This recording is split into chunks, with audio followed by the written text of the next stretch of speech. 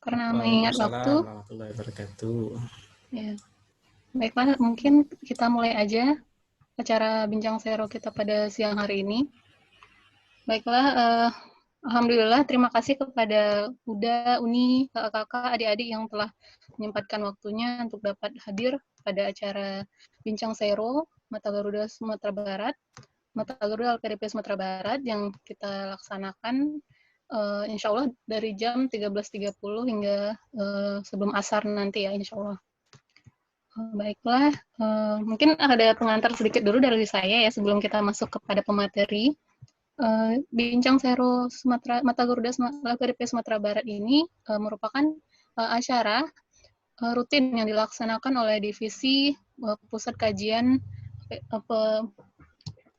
Divisi Pusat Kajian dan Kebijakan Strategis dari Mata Garuda LPDP Sumatera Barat sendiri, yang insya Allah itu merupakan kita sarana bagi kita alumni LPDP terhadap kayak pertukaran informasi, ilmu, dan juga sarana untuk kita dapat berbincang-bincang membahas mengenai berbagai topik maupun isu-isu terhangat yang kita alami saat ini. Baiklah, mungkin perkenalkan dulu ya, Uni, Bapak Ibu, adik-adik, dan kakak-kakak semuanya. Nama saya Megil Toy Basra. Saya saat ini bekerja sebagai dosen epidemiologi dan biostatistik Universitas Andalas, yang insya Allah akan memandu acara kita untuk beberapa jam ke depannya. Baiklah, topik kita pada siang hari ini adalah pandemi dalam perspektif historis dan pendidikan. Mungkin kalau masalah pandemi ini sepertinya kita semua sudah cukup sering mendengar akhir-akhir ini, apalagi dengan adanya pandemi COVID-19 yang mungkin baru kita tahu itu kalau dari pertama kali muncul dari Wuhan, Cina itu akhir Desember, kemudian masuk ke Indonesia itu secara resmi diumumkan itu pada tanggal 1 Maret ya, kalau nggak salah itu di Depok. Kemudian di Sumatera Barat baru ada itu dilaporkan pada tanggal 26 Maret.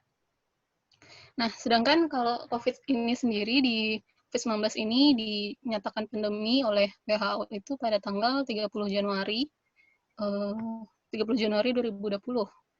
Nah, mungkin bisa saya sampaikan sedikit tuh pandemi itu adalah kejadian luar biasa dari suatu wabah penyakit yang muncul sudah dalam lingkup lintas negara atau lintas benua. Jadi bukan di satu area kecil, tetapi sudah memberikan impact yang sangat besar terhadap keberlangsungan perekonomian. Jadi kayak ada suatu kayak ancaman dari terhadap berbagai bidang di tingkat dunia. Oleh karena itu, COVID ini sudah menjadi suatu fokus di lingkup internasional. Nah, itu mungkin sedikit mengenai pandemi ya. Mungkin kita mulai dulu kali ya sebelum kita masuk ke materi untuk berdoa menurut kepercayaan masing-masing. Dipersilahkan berdoa dimulai.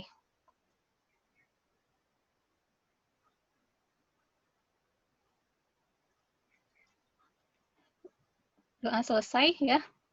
Baiklah, mungkin kita langsung aja masuk kepada materi yang pertama, yaitu dari Uni Wahyu Suryani, Eshum, MA, mengenai penanganan wabah penyakit dalam perspektif sejarah. Mungkin sebelumnya saya ingin membacakan sedikit mengenai CV dari Uni Suri. Uni Suri ini merupakan awardee LPDP dari tahun 2017 hingga 2020. Jadi Uni Suri ini kita baru dapat kabar baru saja diwisuda pada tahun ini. Alhamdulillah. Kemudian Uni Suri ini berasal dari Kabupaten Solo, Sumatera Barat. Kemudian riwayat pendidikan Uni Suri itu adalah pada tingkat S1-nya Uni Suri itu di Universitas Andalas, Fakultas Ilmu Budaya, Pendidikan Sejarah, kemudian melanjutkan ke Universitas Gadjah Mada di Yogyakarta dalam bidang yang sama. Kemudian Uni Suri juga memiliki berbagai penghargaan dan pengalaman yang sangat banyak. Salah satunya itu pertukaran pelajar ke University Malaysia. Kemudian Unisuri juga merupakan bintang aktivis kampus di Universitas Andalas.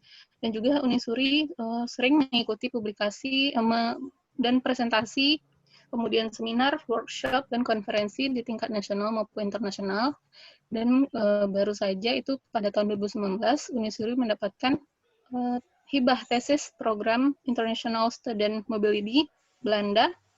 Ya, mungkin itu kira-kira ya, kalau misalkan saat ini Unisuri alhamdulillah sudah pulang kampung ya Unisuri ya. Ya. Sudah berada di Kabupaten Solo ya sekarang ya Uni ya. Ya, lagi di Alahan Panjang. Oh, Alahan Panjang. Oke. Iya. Kok dingin ya Uni. Baiklah Uni sudah siap untuk masuk ke materinya. Silakan di share screen. Oke, bentar.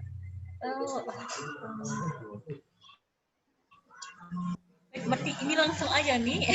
Iya, boleh dipersilakan Unisuri waktu dan tempatnya.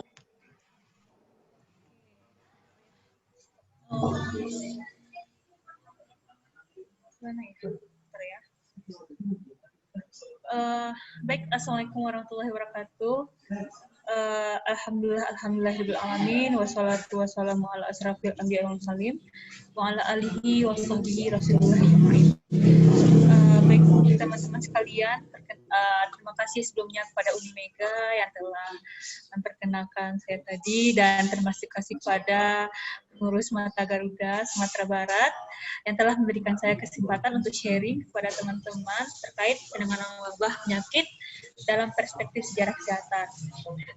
Mungkin ini sebenarnya saya tuh lulus LPDP tahun 2015, tapi kuliahnya tahun 2017. Pokoknya panjang deh perjalanannya.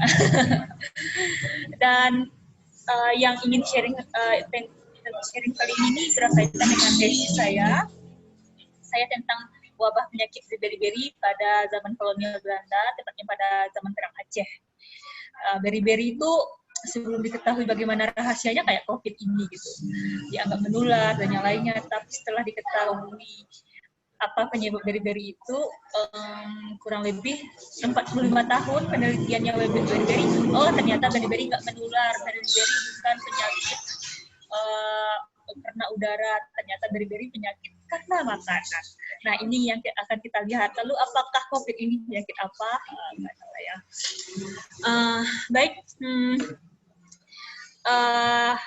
Pada kali ini kan udah banyak ya yang membahas tentang bagaimana penanganan wabah penyakit, tapi dalam perspektif sejarah sangat terbatas sekali gitu. Karena sejarawan yang meneliti tentang wabah penyakit yang udah S3 bagi Indonesia baru 1 orang. Yang S2 alhamdulillah udah mulai bermunculan. Pada angkatan saya di sejarah UGM itu ada 2 orang yang meneliti gitu, tentang cacar 1 lagi. Dan itu bagaimana fenomena hari ini itu tidak terlepas dari fenomena masa lalu, bagaimana meneliti penyakit. Nah, ini ada wabah-wabah penyakit yang ada dan sampai sekarang masih ada. Salah satunya yang saya teliti, yang saya share tadi adalah penyakit beri-beri. PPT-nya belum di full screen, Bu. Oh, gitu.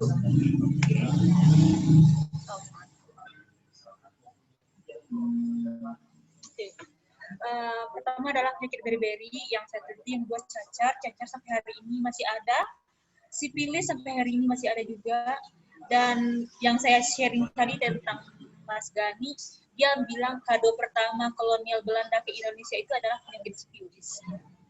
Terus TBC, Thrombosia, pes, disentri, influenza, penyakit gula, dan malaria.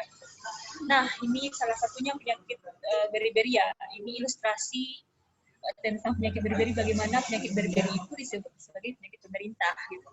Kebetulan saya meneliti penyakit beri-beri ini pada era Perang Aceh, karena penyakit beri-beri ini hanya menimpa orang-orang yang bekerja sama Belanda gitu. Tentara, para pekerja kebun, kemudian yang di penjara dan yang lainnya. Dan beri-beri itu dianggap penyakit orang kaya, karena yang kena penyakit ini adalah orang-orang yang hanya bekerja sama Belanda. Dan bahkan puncaknya adalah ketika tahun 1845 sampai 1854, itu sampai 10.000 orang per tahun yang kena penyakit beri-beri. Kemudian wabah trachoma, wabah penyakit mata. Juga ada yang di Indonesia. Nah, ini potretnya waktu itu di Aceh. Dan selanjutnya adalah penyakit influenza, dan itu waktu itu dituduh sebagai pengaruh iklim katanya, sebagai penyakit karena cuaca. Lalu penyakit itu banyaknya dituduh karena udara yang tidak nampak, udara yang tidak baik, atau dikenal dengan miasma. Mungkin Uni Mega nanti bisa masuk nih, Uni kan sejarah kita juga berbicara terkait. Kemudian kota gaib sebagai halo. Nah, ya. Jadi ini kayaknya Uni Mega putus suaranya ya. Oh, aku yang putus suaranya ya.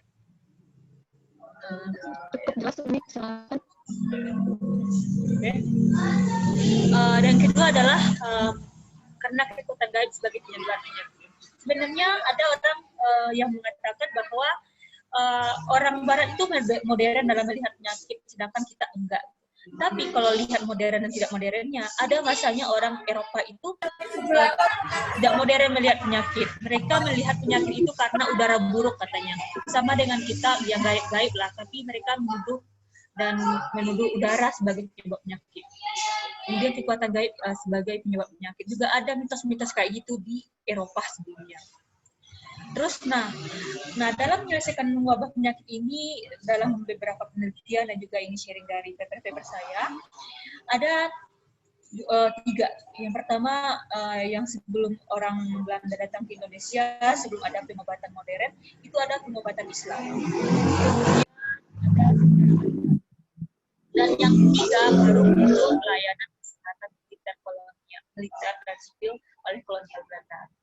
Nah, ini pengobatan secara Islam dan adat, dan khususnya di Minangkabau, dan kalau kita menemukan ada naskah obat-obatan ulama Minangkabau, ada raja, ada membuat gitu. Dan orang Belanda, orang Eropa sangat senang sekali nih mengumpulkan ini. Mereka meneliti naskah-naskah kuno ini, apa ilmu, apa pengobatan masyarakat asal. Karena penyakit-penyakit yang disebutkan tadi adalah penyakit tropis rata-rata, dan itu tidak ada di Belanda. Dan bagaimana penyakit itu mereka memahami bahwa ketika suatu penyakit timbul di daerah tersebut, maka obatnya ada di daerah tersebut. Terus ini kita kenal ya, umpatan-umpatan Minangkabau tentang penyakit-penyakit tadi. Aduh, sudah malu nyebutnya. Nggak apa-apa lah untuk ibu ya. Pasti Bapak Ibu semuanya mengenal, ada yang kenal lah umpatan-umpatan ini gitu. Kalau di orang Minang itu. Dan bahkan kalau bagi saya nggak pernah nyebut ini karena ini adalah kata-kata yang keempat, kata-kata kotor. Jadi wabah ini bagian dari kata-kata kotor, saking nggak mau disebut. Salah satunya contoh kalera, Pak ya teman. Kalera orang rumah. Dek tumbuhan ini sejenis penyakit cacar. Gitu. Ketulahanlah waang deeh. Ketularanlah kamu karenanya. Atau yang lain. Ini adalah bagaimana masyarakat tradisional juga mengenal penyakit ini. Nah, ini arsip-arsip yang saya temukan kebetulan ketika dapat hibah tesis Belanda, kesempatan saya untuk mengumpulkan bahan sebanyak-banyaknya tentang sejarah kesehatan dan bagaimana buku ini masih ada di Belanda yang aslinya, dan mereka meneliti bagaimana pengobatan tradisional Minangkabau, bagaimana rempah-rempah yang digunakan, dan juga bagaimana cara mengobat ini dan itu. Dan yang paling luar biasa sekali adalah daerah Perdekak atau Bukit Tinggi hari ini sebagai tempat untuk pengobatan bagi orang Belanda. Yang diteliti oleh Kleeweg this one ini adalah daerah Agam. Nah, ini adalah salah satu penelitian saya bagaimana ketika perang itu penyakit yang diteliti yang banyak pada masa perang Aceh itu adalah penyakit kolera dan wabah TBC. Dan sebelum berperang, orang Belanda ini istilahnya dalam itu kalah sebelum berperang kena penyakit. Dan akhirnya mendirikan usaha pertama mereka untuk menanggulanginya adalah dengan mendirikan rumah sakit. mendirikan rumah sakit sementara di Aceh, dan kemudian mereka mendirikan rumah sakit permanen di Port Depok, Agam. Bayangkan dari Aceh ke Agam, rumah sakitnya di sana gitu didirikan. Dan juga di Kota Padang. Rumah sakit, dan sedangkan rumah sakit beri-beri, rumah khusus sakit beri-beri itu ada di Ulu Limau Manih hari ini di belakang Kacang. Kemudian rumah sakit Port Depok itu di tepatnya rumah sakit militer sekarang. Selanjutnya adalah ini yang terkena penyakit tadi ya, rata-rata yang saya sebutkan tadi, dan bahkan juga ada kitab khusus mereka mengenai tentang penyakit beri-beri di Aceh oleh Iqbal. Dan yang slide yang ketiga ini itu data pasien. Jadi perbandingan orang Eropa dan orang Asia yang kena penyakit ini. Kalau dari segi jumlah tentara, ya banyaknya orang Asia yang direkrut menjadi tentara pada masa kolonial untuk di Aceh. Tapi secara persentase yang kena penyakit ini banyaknya tidak bedakan, hampir rata antara orang Asia dengan orang Eropa. Yang paling puncaknya adalah pada tahun yang tadi 1885 sampai 1848 itu orang Belanda banyak banget meninggal gitu karena penyakit. Sedangkan orang Asia juga sudah banyak kena sebelumnya, tapi lebih banyak meninggal. Akhirnya ada tuduhan bahwa orang-orang pribumi yang membawa penyakit beri-beri. Nah, kemudian ini adalah potret yang tadi saya bicarakan bagaimana didirikan rumah sakit khusus untuk penanganan beri-beri. Rumah sakit khusus ini jauh dari lokasi perang. Gimana? Udah waktunya? Ini itu ada gambar-gambar apa tuh? Oh iya, itu nggak tahu siapa ya. Coba diulang lagi share screen. Oh gitu ya. Ya, mengganggu soalnya. Kayaknya ada yang salah pencet deh. Nggak mungkin salah pencet itu kayaknya itu benar-benar digambar kayaknya. Nggak, ulang lagi coba. Harusnya tadi. Nah, udah. Ya, ini rumah sakit khusus tadi untuk menghadapi karena mereka menganggap beri-beri adalah penyakit menular dan harus jauh dari lokasi perang, dan kemudian butuh udara yang segar, dan salah satu daerahnya adalah Port Depok. Sebenarnya pemilihan Port Depok sebagai tempat itu tidak hanya karena itu, tapi ada latar belakang politik juga dan yang lainnya. Dan kemudian awalnya yang punya rumah sakitnya dari bambu, akhirnya karena tantangan yang luar biasa dari wabah, dikembangkan rumah sakitnya yang awalnya hanya segini, dikembangkan lebih luas lagi.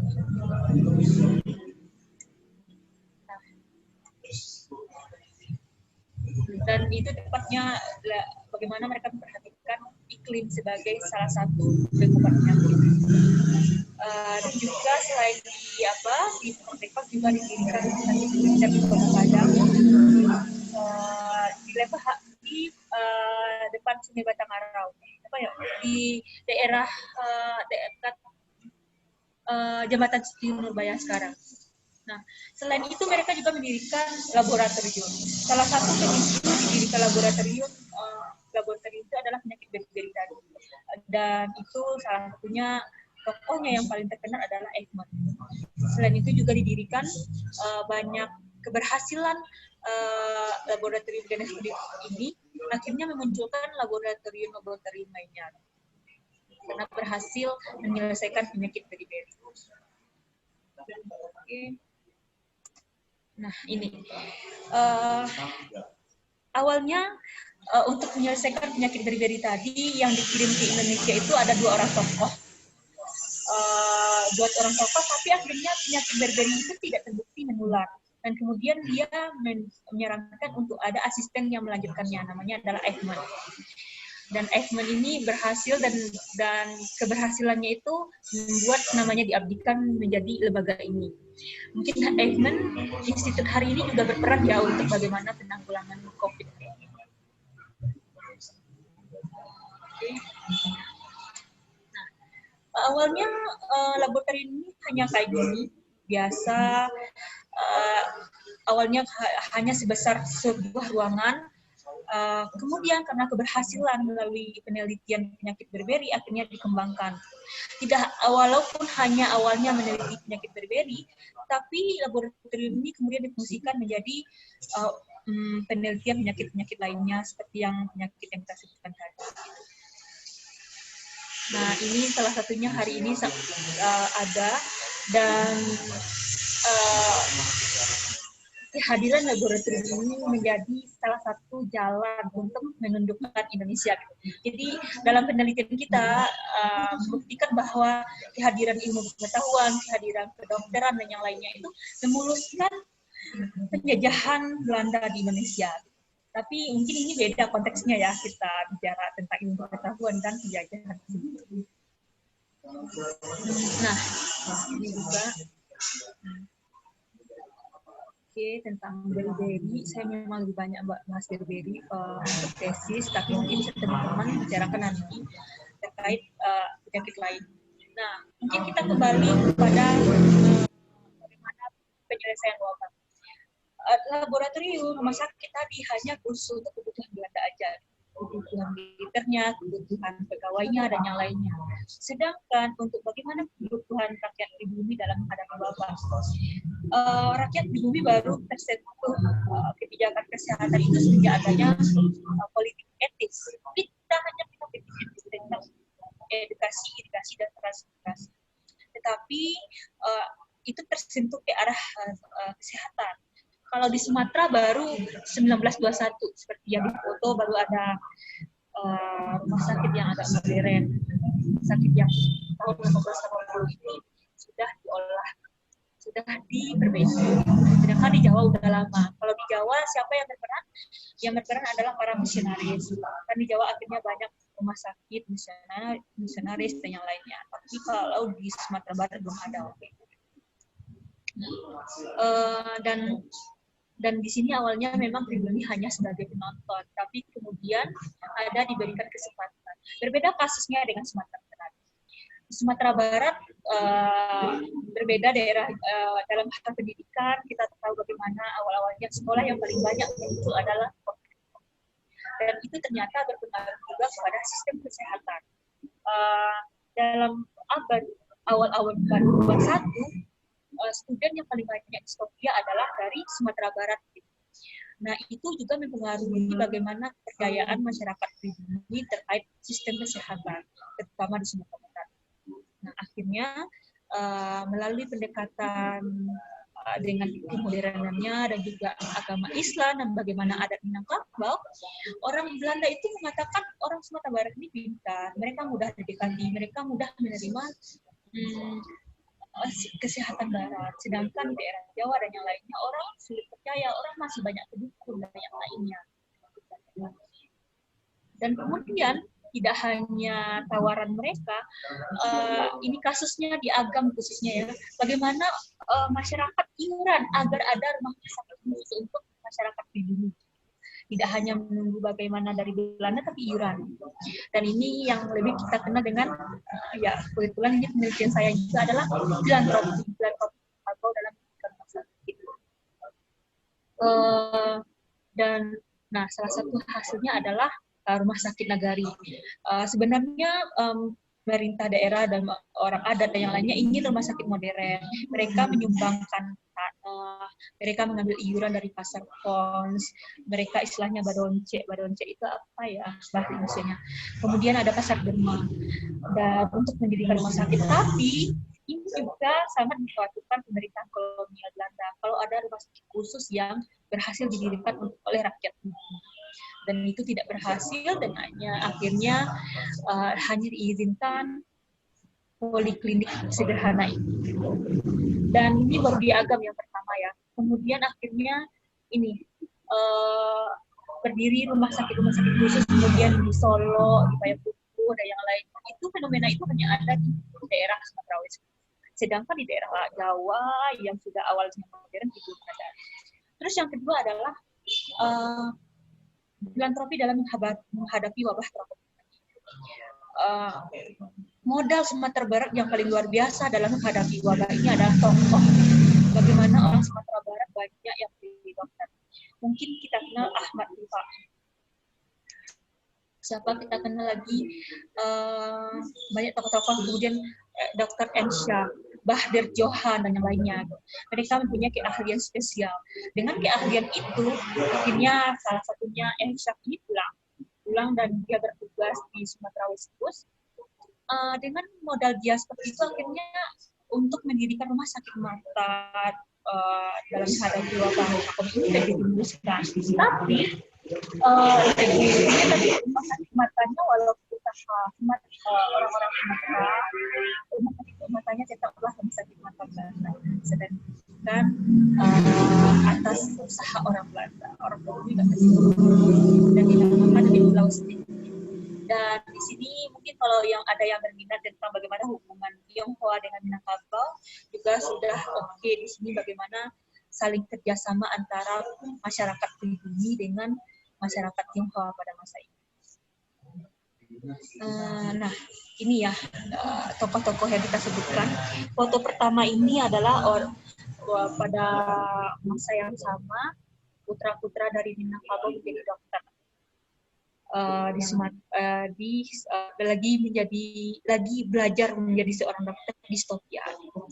Dan walaupun Sumatera Barat itu kecil, tapi ada pada masanya penelitian Elizabeth Becquerel, Sumatera Barat itu berhasil menguasai Stopia dan bahkan jumlahnya mencapai 40% dari semua student yang ada. Dan ini adalah organisasi dan ketuanya waktu itu Bahdir Johan. Bahdir Johan mungkin bisa kita mengenalnya. Bahdir Johan Menteri Pendidikan pertama Indonesia, kemudian beliau adalah rektor pertama dan keahliannya paling banyak pada penyakit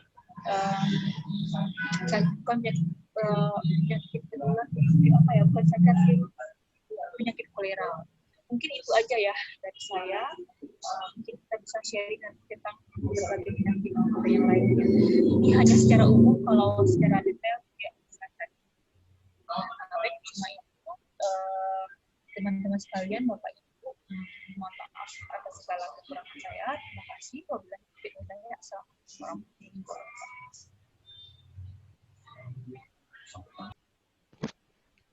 wabarakatuh. Waalaikumsalam warahmatullahi wabarakatuh.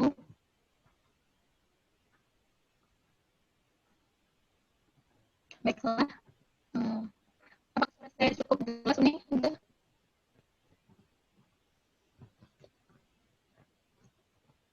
Ini ada gangguan sedikit.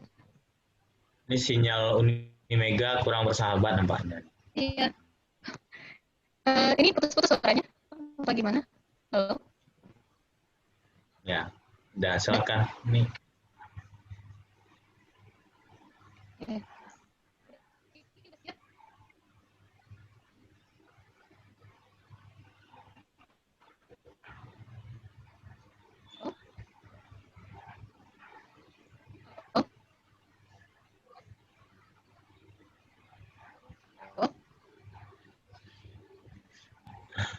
Mungkin di handle aja Dawatri. Mana tuh?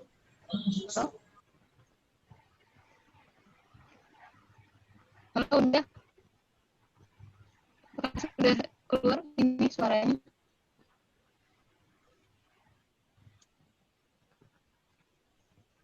Halo? Udah Vicky, kayaknya di Mega udah ngomong.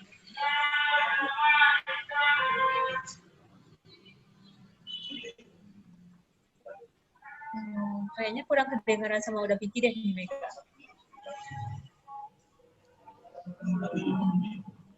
Ya, suara Unimega tadi ini tidak apa-apa.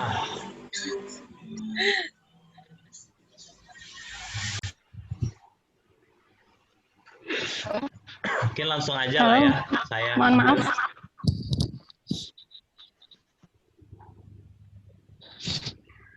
Sekarang udah jelas suaranya? Sudah. Baik.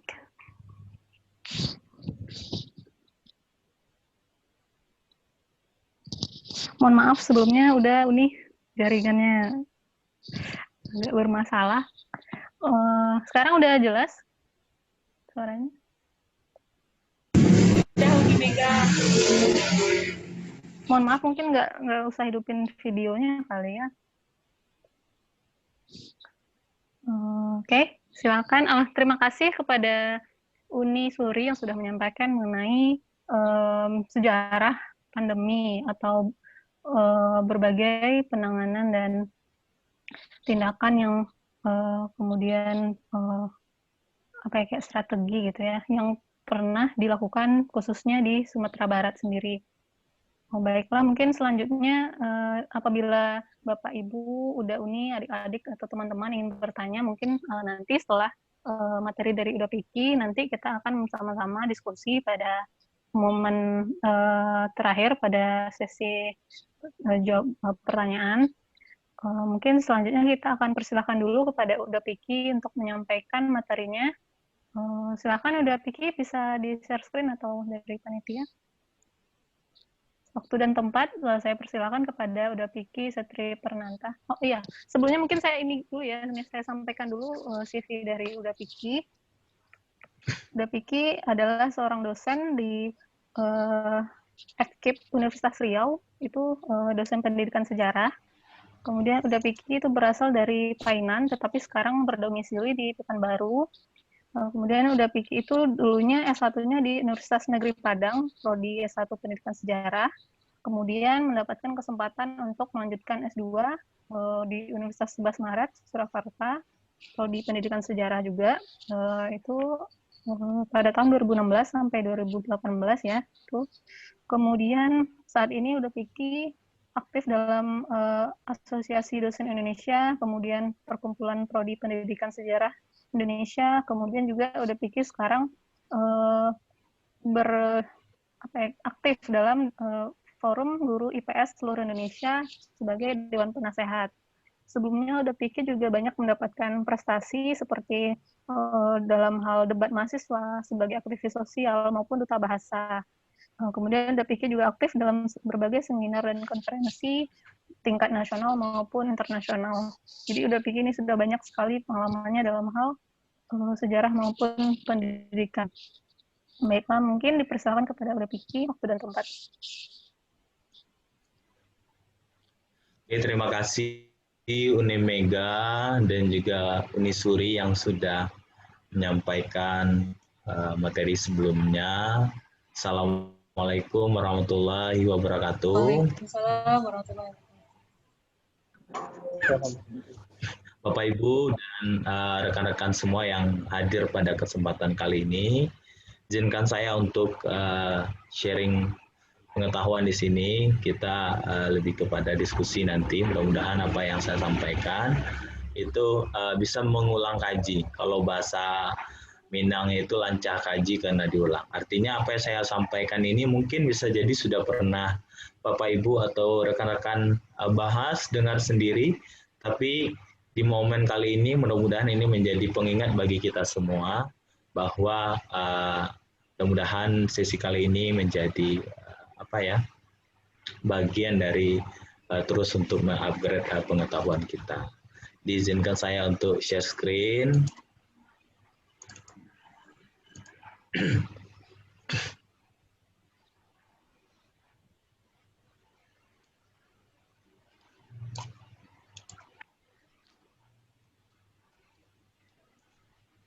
Oke, kira-kira sudah terlihat PPT-nya, Bapak Ibu? Udah.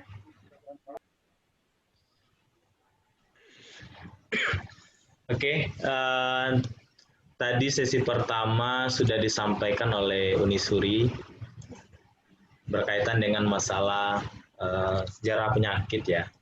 Nah, ini merupakan topik sejarah yang sangat unik, bahkan anti mainstream. Kenapa saya katakan demikian?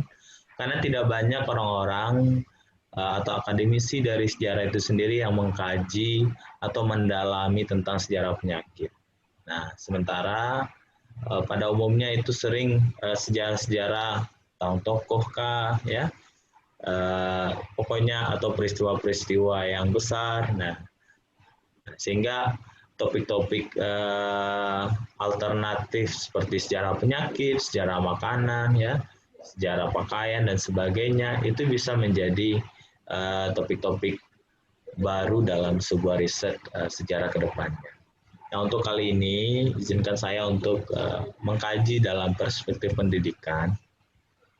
Saya ingin mengangkat topik berkaitan dengan masalah pendidikan nilai dan urgensi kesadaran sejarah pandemi. Nah, jadi di masa pandemi sekarang ini, seperti kita ketahui Bapak Ibu, nah tadi Unisuri mungkin lebih mengkhususkan mengkaji sejarah beri-beri, kebetulan memang riset beliau berkaitan dengan masalah itu. Kalau saya hanya ingin mengingatkan secara garis besar aja, pandemi ya. Nah, jadi kalau kita lihat garis besar sejarah pandemi di dunia itu, nah ini bisa saya simpulkan ada 4 peristiwa besar pandemi, di samping banyak juga peristiwa-peristiwa lain yang tidak saya sampaikan di sini. Setidaknya ini mewakili bagaimana pandemi yang terjadi di dunia, termasuk di wilayah Indonesia. Nah, kita mulai dari wabah besar Marseille ya. Wabah besar Marseille ini di tahun 1720. Nah, ini posisinya adalah di negara Prancis. Nah, ini dimulai dari adanya bakteri Yersinia pestis yang dibawa dari kapal yang bernama Grand Saint Anthony. Nah, jadi pandemi itu dimulai dari sebuah kapal yang berlabuh dari Turki kalau tidak salah, ya. Meskipun kapal karantina, tetapi ternyata wabah itu bisa meluas keluar kota ke daratan atau menyebar ke kota Prancis. Nah, sehingga ini menyebabkan ada sekitar 100.000 orang dilaporkan meninggal, dan negara lainnya juga sulit diketahui jumlahnya. Jadi mungkin ini keterkendalaan data ya, informasi. Tapi yang kita lihat ternyata banyak berjatuhan korban jiwa di masa pandemi wabah Marseille ini. Lalu selanjutnya, nah yang tidak kalah penting juga ini adalah wabah kolera yang sempat dibahas oleh Unisuri tadi. Nah itu pertama kali muncul itu di tahun 1820. Pertama kali muncul itu di tahun 1817. Nah, tapi puncaknya itu di tahun 1820-an ya. Nah, ini diawali dari India, dipicu oleh beras yang terkontaminasi. Nah, lalu wabah kolera ini menyebar di wilayah India, Myanmar, Sri Lanka, dan juga mengikuti rute perdagangan yang ditetapkan atau yang dilalui oleh masyarakat dunia atau masyarakat global waktu itu. Dulu kan India, Eropa, China itu kan bagian dari negara-negara yang aktif dalam perdagangan maupun lalu lintas perdagangan global. Nah, di sini di tahun 1820, nah kolera nanti menyebar juga ke Thailand, bahkan ke Indonesia. Nah, artinya wabah ini seperti yang disinggung Nisuri tadi, itu juga mampu menewaskan sekitar 100.000 orang di Indonesia. Nah, dan juga negara dunia yang lainnya. Dan pandemi ini baru berakhir 6 tahun kemudian, Bapak Ibu. Ketika bakteri penyebabnya mati di tengah musim dingin yang ekstrim sekitar tahun 1823 sampai 1824. Nah, artinya sudah pernah ada pandemi-pandemi besar jauh sebelum COVID-19 ini. Lalu yang juga tak kalah pentingnya adalah flu Spanyol. Di tahun 1920 dipicu oleh virus H1N1, ya. Nah, bahkan virus itu mengalami mutasi genetik ya di tahun 1918, dan ini juga bertepatan waktu itu dunia sedang Perang Dunia Pertama. Nah, dunia sedang sibuknya perang, tapi juga dihadapkan oleh adanya wabah atau pandemi yang melanda dunia waktu itu. Dan ini adalah wabah yang paling mematikan dalam sejarah umat manusia. Ini COVID-19, kita merasakan betapa dahsyatnya dirasakan oleh negara-negara yang ada di dunia termasuk Indonesia, tapi ada yang lebih dahsyat, itu wabah flu Spanyol. Nah, kalau kita lihat kenapa namanya flu Spanyol, kalau berdasarkan catatan sejarah atau informasi yang saya baca, nah ini sebenarnya flu Spanyol ini bukan berasal dari Spanyol, tapi flu Spanyol ini berasalnya dari Amerika. Jadi tentara Amerika yang pergi ke Eropa, ingin berperang di Eropa, itu membawa virus ini. Nah, tapi kenapa namanya flu Spanyol? Karena berkembangnya waktu itu di negara Spanyol, diketahui ada virus ini. Nah, secara dunia itu dimulai dari negara Spanyol. Karena waktu itu negara Spanyol tidak terlibat ya dalam perang dunia, dia termasuk negara yang netral, sehingga pemberitaan terkait dengan penyakit ini gampang terekspos. Sedangkan negara-negara lain sebenarnya juga terkontaminasi oleh virus ini atau flu ini. Nah, tapi tidak menjadi pemberitaan utama. Kenapa? Karena pemberitaan utama itu adalah masalah perang dunia. Nah, sehingga berita flu ini tertutup oleh berita-berita perang dunia. Sehingga munculnya di Spanyol, dan ini menjadi pandemi besar waktu itu. Bahkan ini kalau kita lihat ini pandemi atau wabah yang paling mematikan dalam sejarah umat manusia. Karena mampu menginfeksi sekitar 500 juta orang di dunia dan menewaskan sekitar 20 juta jiwa. Nah, ini yang terdata, belum yang tidak terdata ya. Nah, bahkan virus ini juga melanda Indonesia yang dulu namanya Hindia Belanda. Nah, dia masuk melalui pelabuhan, dan menariknya yang mesti kita ketahui dari penanganan kolonial ya di Indonesia atau di Hindia Belanda terkait dengan flu Spanyol ini, dulu juga sudah mengenal adanya pemakaian masker. Nah, sudah ada mengenal larangan berkumpul atau social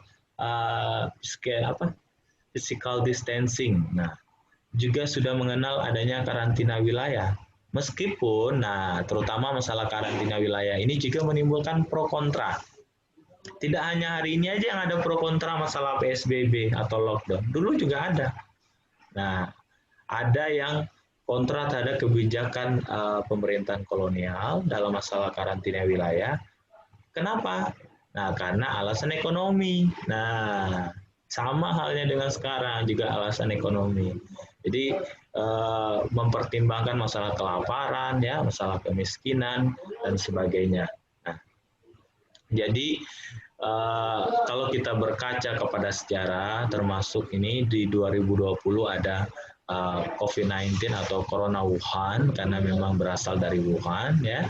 Nah, ini sudah mampu menginfeksi 62,4 juta. Kalau sekarang saya kira udah lebih ini. Ini saya perlu update ini. Bahkan kalau tidak salah informasi sudah sekitar 67,4 juta. Masih jauh ini. Sedangkan flu Spanyol tadi hampir 500 juta ya. Ini baru 60-an juta. Nah, artinya memang kalau kita perlu bersyukur, nah kita tetap bisa bersyukur ya dengan pandemi yang ada hari ini. Kenapa? Karena jauh sebelum COVID-19 ini juga pernah terjadi pandemi-pandemi yang luar biasa, terutama masalah flu Spanyol. Nah, kalau kita ingin berkaca dari sejarah, kita harus mampu mengambil hikmah, nilai-nilai. Nah, itulah pentingnya kenapa saya awali dari poin garis besar sejarah pandemi ini. Kita tidak boleh lupa dengan sejarah-sejarah yang pernah terjadi pada masa lampau. Bahwa pandemi seperti yang terjadi hari ini tidak hanya terjadi hari ini. Bahkan kalau kita lihat dari tahun-tahunnya ini seperti mengalami siklus ya. Bahkan ada juga ini ya, ini bukan menurut saya, tapi ada menurut beberapa ahli, ini bisa jadi katanya adalah sebuah konspirasi 100 tahunan. Nah, ada organisasi yang menggerakkan, tapi saya tidak mendapatkan referensi yang valid. Nah, itu yang kontra-kontranya ya. Nah, yang mengatakan bahwa pandemi ini adalah senjata atau perang. Nah, sehingga ini bagian dari settingan. Kalau kita lihat dari tahun-tahunnya, ini memang seperti siklus 100 tahunan ya, 1720, 1820, 1920, dan sekarang 2020. Tapi kita berdoa mudah-mudahan kita segera diselesaikan dengan virus COVID-19 ini. Jadi disinilah pentingnya kesadaran sejarah. Disinilah pentingnya kita memahami apa yang mesti kita ambil dari peristiwa-peristiwa sejarah yang terjadi pada masa lampau. Sehingga kalau kita berkaca kepada dimensi berpikir orang sejarah itu, nah itu masa lampau, masa sekarang, dan masa yang akan datang. Bagaimana masa lampau ini dijadikan pelajaran untuk hari ini dan prediksi di masa yang akan datang. Bisa jadi nanti ke depan-kedepannya ada pandemi lagi, kita tidak tahu. Gitu kan? Artinya kita harus siap, siaga dengan segala hal yang mesti kita persiapkan. Nah, oke. Lalu selanjutnya, nggak bisa di ini ya.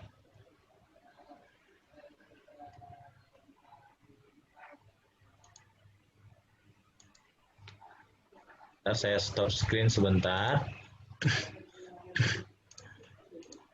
Ada masalah teknis kayaknya.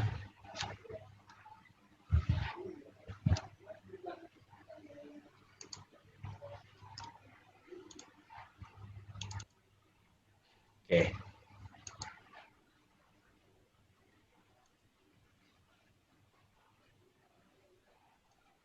Oke, saya lanjutkan Bapak Ibu, mudah-mudahan tidak terkendala. Nah, ini kita ingin mengkaji masalah penyebaran COVID-19.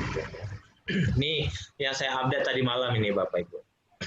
Jadi sekarang itu ternyata di dunia itu sudah 75 kasus. Nah, tadi saya memperkirakan sekitar 67-an. Ternyata lebih ya, lupa saya. Ini sekitar 75,2 juta kasus pandemi di dunia. Dan yang sembuh itu sekitar 42,5 juta. Sedangkan yang meninggal 1,67 juta. Nih udah berapa nyawa orang nih? Nah ya. Sedangkan di Indonesia sudah 644.000, yang sembuh 527.000. Sudah 19.000 lebih nyawa warga Indonesia. Jadi kita sudah berkurang nih 19.000 warga negara kita. Nah ini suatu hal yang sangat memprihatinkan bagi kita. Mudah-mudahan ini banyak pelajaran bisa kita ambil. Oke Bapak Ibu, nah sekarang kita mengkaji. Sebelum berbicara masalah pentingnya kesadaran sejarah, nah perlu saya sampaikan juga di sini apa itu historical awareness atau kesadaran sejarah. Ini saya kutip dari dosen saya, Ibu Dr. Aisyah, ya. Beliau adalah pengajar di Universitas Negeri Padang. Nah, ini ada 4 komponen atau indikator dari kesadaran sejarah. Ada understanding of historical research methods, tapi diawali dulu dari sini nih. Knowledge of historical event. Setelah itu, understanding of historical research methods, meaning of historical events, dan usefulness of history. Nah, ini ada 4 indikator dari kesadaran sejarah. Apa maksudnya? Nah, ini kita jelaskan. Ya. Misalnya knowledge of historical events. Ya. Jadi di sini dikatakan bagaimana kita memahami fakta-fakta sejarah itu ya. Nah, kalau berbicara masalah fakta sejarah, Bapak Ibu, jangan sampai kita lupa dengan istilah 5W1H. Nah ya, what, who, when, where, why, how. Nah, bagaimana peristiwa itu terjadi. Nah itu, jadi ini berkaitan dengan masalah pemahaman sejarah atau wawasan sejarah, pengetahuan sejarah. Itu adalah tingkatan awal dari sebuah kesadaran sejarah. Jadi tahu dulu apa peristiwanya, ya kita isi dulu knowledge kita, pengetahuan kita. Nah, lalu yang kedua, understanding of historical research methods ini, kita mampu mengidentifikasi prosedur atau tahapan dari penelitian sejarah itu. Nah, tahapan dari penelitian sejarah itu ada 4. Heuristik, kritik sumber, verifikasi, ya. Nah, terus interpretasi dan historiografi. Ada 5, sorry. 4. Karena kritik sumber dengan verifikasi ini sama lah ya. Jadi heuristik, kritik sumber atau verifikasi nanti ada internal maupun eksternal, ada interpretasi atau analisis data, dan penulisan. Nah, disinilah kita memahami bagaimana riset sejarah itu benar atau tidak ya. Lalu yang ketiga, meaning of historical event. Kita menemukan dampak positif dan negatif dari peristiwa sejarah itu.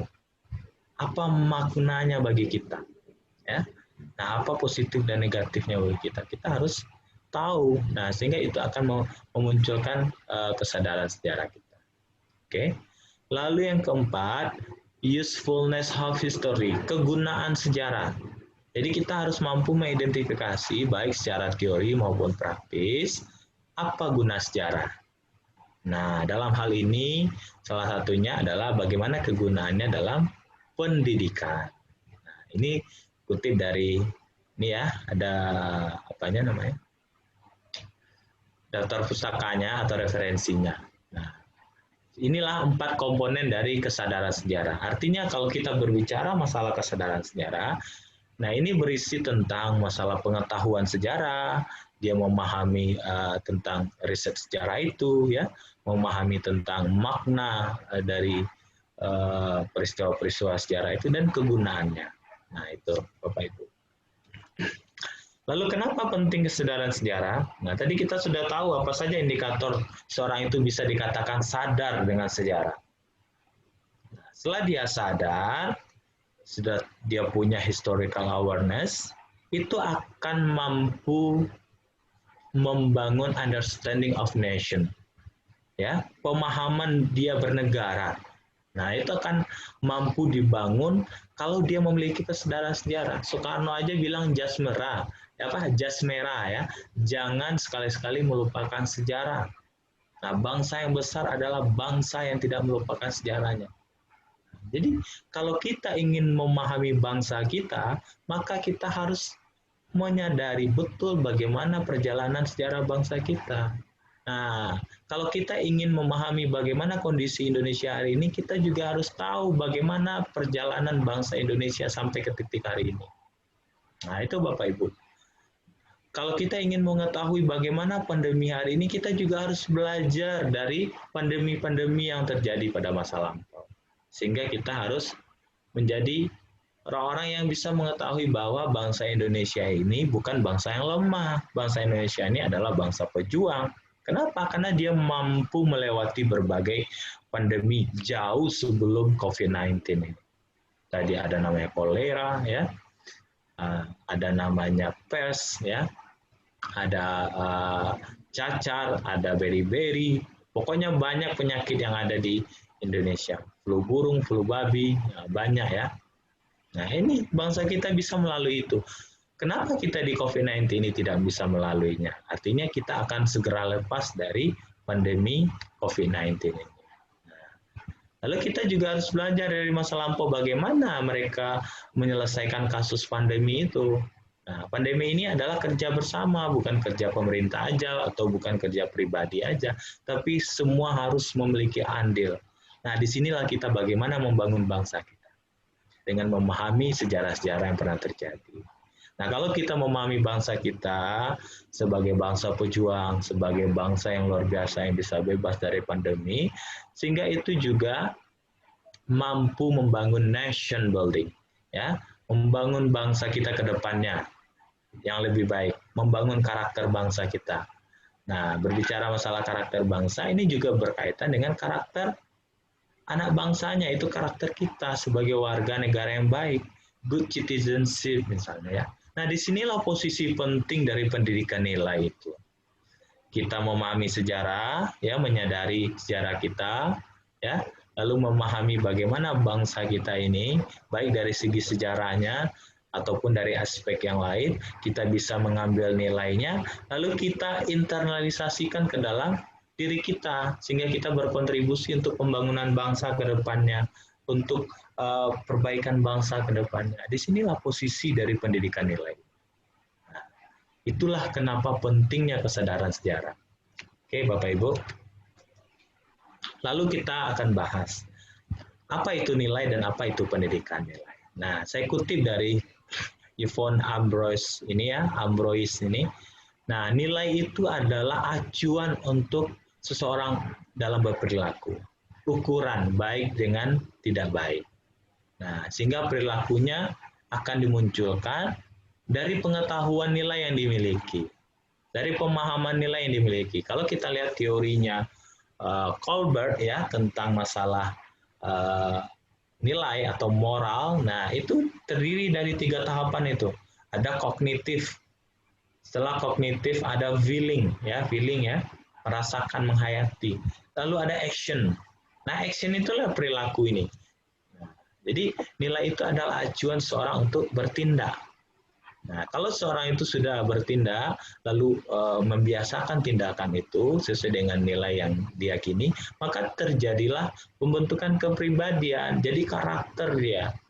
Nah, jadi kebiasaan itulah yang disebut dengan kepribadian atau karakter. Nah, inilah kenapa nilai itu juga penting, Bapak Ibu, dan pendidikan nilai itu juga sangat penting. Karena pendidikan nilai itu bertujuan untuk membentuk pribadi seorang agar menjadi manusia yang cerdas. Nah, cerdas itu harus dari segi spiritual. Kita adalah bangsa yang berketuhanan, sehingga kita harus meyakini juga ada nilai-nilai ketuhanan spiritual ya, yang sangat melekat dalam kehidupan kita dalam berperilaku. Nah, itulah Pancasila dengan sila pertamanya, ketuhanan yang Maha Esa. Jadi kita tidak boleh lepas dari nilai-nilai spiritual, sehingga kita harus juga mampu cerdas secara spiritual, secara emosional, ya, sosial dan intelektual. Nah, jadi komplit Bapak Ibu. Jadi pendidikan nilai ini tujuannya itu sangat luar biasa. Lalu bagaimana relevansinya dengan pendidikan sejarah? Nah, di pendidikan sejarah itu, kalau saya sebutkan di sini, seorang yang akan mengajar sejarah, nah kebetulan saya memang home base-nya itu di pendidikan sejarah ya, beda dengan Unisuri, orang ilmu sejarah. Nah, kalau di sejarah itu ada 2 tugas yang harus dilaksanakan. Selain transfer of knowledge, pengetahuan sejarahnya, dan juga harus transfer of value, nilai-nilai yang terkandung di dalam historical event tadi, historical facts tadi ya, fakta sejarah itu tadi atau peristiwa sejarah itu. Nah, jadi pendidikan sejarah itu tujuannya itu harus mentransfer of knowledge ya, mentransfer pengetahuan dan sekaligus mentransfer nilai-nilai yang ada di dalam pengetahuan itu. Nah, itulah bedanya pendidikan sejarah dengan ilmu sejarah. Bukan kami ingin memisahkan diri, tidak. Ini hanya sebagai komparasi ya, membandingkan. Nah, kalau pendidikan sejarah itu bertujuan untuk menanamkan dan mengembangkan kesadaran sejarah dalam diri seorang, sementara ilmu sejarah itu bertujuan untuk menjelaskan peristiwa sejarah yang terjadi pada masa lampau. Bagaimana orang ilmu sejarah mampu menjelaskan peristiwa yang terjadi? Itu dengan historical research, dengan penelitian. Nah, sehingga nanti menghasilkan fakta baru, menghasilkan data baru, ya, menghasilkan kesimpulan baru atau apa istilahnya, temuan baru. Nah, temuan sejarah itulah atau fakta sejarah baru itulah yang nantinya bisa digunakan oleh orang pendidikan sejarah untuk mentransfer pengetahuan anak didik, lalu mentransfer nilai-nilai dari apa yang sudah ditemukan itu. Nah, artinya orang pendidikan sejarah dengan orang ilmu sejarah itu saling melengkapi. Nah, ya, nah inilah relevansi atau kaitannya antara pendidikan nilai dengan pembelajaran sejarah. Jadi sejarah itu tidak boleh lepas dari pendidikan nilai. Lalu sekarang kita lihat, kalau kita berkaca dari Bapak Ibu, nilai-nilai yang ada hari ini, misalnya nilai karakter. Nah, ini saya mengambil acuannya dari Kemendikbud ya, Kementerian Pendidikan dan Kebudayaan. Itu di tahun 2010 pernah mengeluarkan 18 nilai karakter. Lalu dikerucutkan menjadi 5 nilai utama. Ada nilai religius, nasionalis, mandiri, gotong royong, dan integritas. Nah, nilai utama inilah yang nanti menjadi kristalisasi pembentukan kepribadian anak didik atau seorang di dalam pendidikan bangsa Indonesia. Nah, untuk masalah pendidikan nilai itu harus mencakup masalah olah hati, olahraga, olah pikir, olah karsa ya. Nah, inilah filosofi dari pendidikan nilai karakter atau pendidikan nilai dari Bapak Pendidikan kita, Bapak Ki Hajar Dewantara atau Suryadiningrat. Jadi yang ingin saya sampaikan terakhir, nah panjang ya, kita nanti banyak diskusi aja, ya.